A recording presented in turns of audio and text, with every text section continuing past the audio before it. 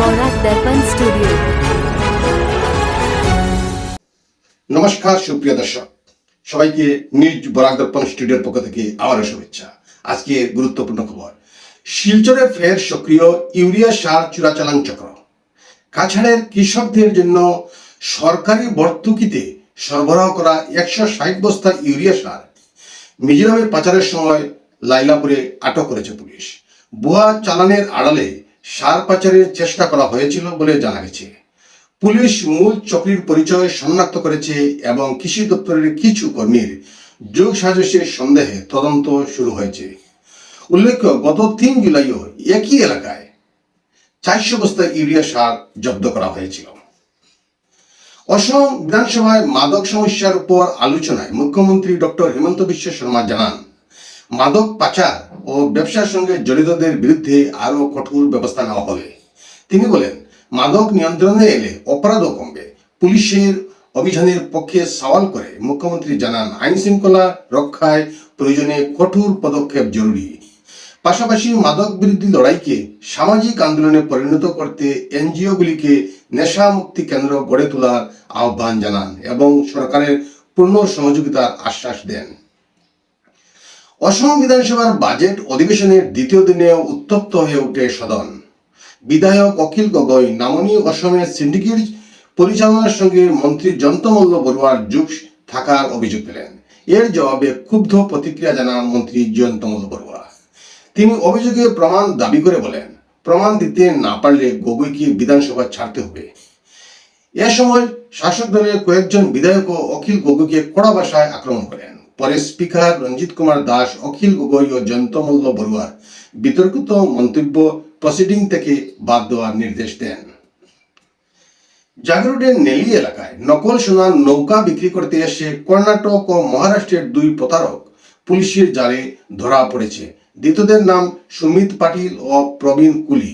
সন্দেহজনকভাবে ঘোরাফেরা করতে দেখে নেলি পুলিশ জিজ্ঞাসাবাদ করলে তাদের কাছ থেকে প্রায় 1.5 কেজি ওজনের একটি নকল সোনার নৌকা উদ্ধার হয়। ঘটনার তদন্ত চলছে। মহারাষ্ট্রের মুখ্যমন্ত্রী দেবেন্দ্র ফডনবিস উদ্বোধন করা 6,695 কোটি টাকার মুম্বাই পুনে এক্সপ্রেস ওয়ের মিসিং লিঙ্ক প্রকল্প উদ্বোধনের মাত্র 9 সপ্তাহের মধ্যেই ভূমিধসের কারণে আংশিকভাবে বন্ধ হয়ে গেছে। ফলে যানবাহনকে আবার পুরানো মুম্বাই পুনে মহাসড়ক দিয়ে চলাচল করতে হচ্ছে। মহারাষ্ট্র স্টেট রোড ডেভেলপমেন্ট কর্পোরেশনের দাবি, এই ঘটনা সম্পূর্ণ প্রাকৃতিক কারণে ঘটেছে এবং ঠিকাদারদের কোনো কফিলতি নেই। তবে ব্যয়বহুল প্রকল্পে নিরাপত্তা ও নির্মাণমান নিয়ে প্রশ্ন উঠতে শুরু করেছে। দেশে 20% ইথানল মিশ্রিত পেট্রোল চালুর আগে ভারতীয় গাড়ি নির্মাতাদের সংগঠনের সিয়াম নীতি আয়োগের কাছে আপত্তি জানিয়েছিল বলে দাবি উঠে এসেছে। সংগঠনটি E20 এর পাশাপাশি E10 পেট্রোল চালু করার পরামর্শ দিয়েছিল, কারণ তাদের মতে দেশের 80% পুরানো গাড়ির জন্য E20 উপযোগী নয়। প্রতিবেদনে আরও উল্লেখ করা হয়েছে, E20 পেট্রোল ব্যবহারে গাড়ির মাইলেজ 3% থেকে 7% পর্যন্ত কমতে পারে। তবে ইঞ্জিনের দীর্ঘমেয়াদী ক্ষতির বিষয়ে স্পষ্ট তথ্য নেই। সরকারের দাবি, ইথানল মিশ্রিত জ্বালানি ব্যবহারে আমদানি করা জ্বালানির উপর নির্ভরতা কমবে। অন্যদিকে সমালোচকদের অভিযোগ, এই নীতিতে কিছু চিনিকল ও ইথানল উৎপাদনকারী শিল্পগোষ্ঠী বেশি লাভবান হচ্ছে। তামিলনাড়ু সরকার রাজ্যে মদের দাম বাড়ানোর পরিকল্পনা করছে। প্রস্তাব অনুযায়ী প্রতি বোতলে 10 টাকা থেকে 50 টাকা পর্যন্ত দাম বাড়তে পারে। সাধারণ মদ, IMFL এবং বিয়ারের ক্ষেত্রেও এই মূল্যবৃদ্ধি কার্যকর হতে পারে। সরকারের লক্ষ্য রাজস্ব বৃদ্ধি করা। সম্প্রতি উৎপাদকদের উপর অতিরিক্ত শুল্ক আরোপের পর এবার খুচরা বিক্রয় মূল্য বাড়ানোর উদ্যোগ নেওয়া হয়েছে।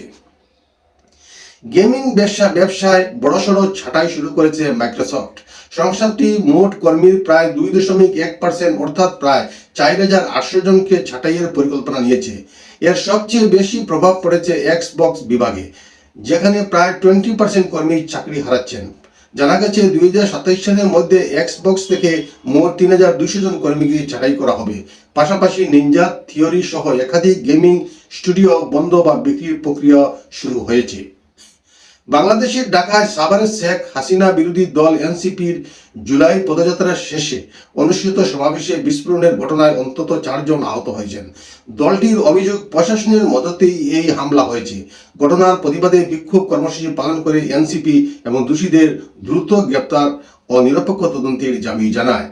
দলের আহ্বায়ক নাহিদ ইসলাম জানান, হামলার পরও জুলাই পদযাত্রা কর্মসূচি অব্যাহত থাকবে।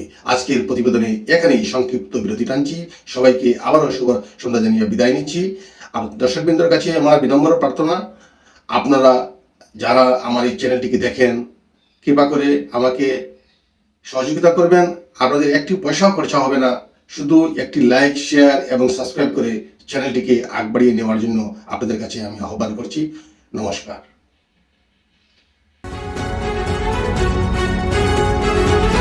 न्यूज बोरा दर्पण स्टूडियो।